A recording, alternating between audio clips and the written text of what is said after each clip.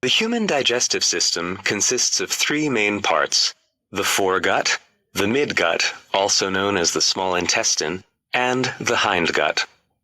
The stomach is the final part of the foregut, where proteins are digested.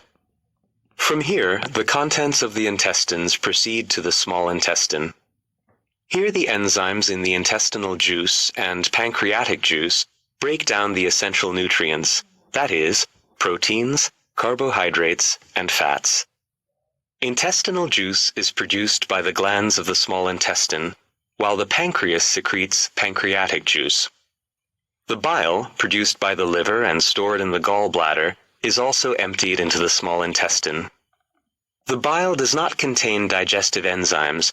It emulsifies fat drops to aid in their digestion. The outer layer of the small intestine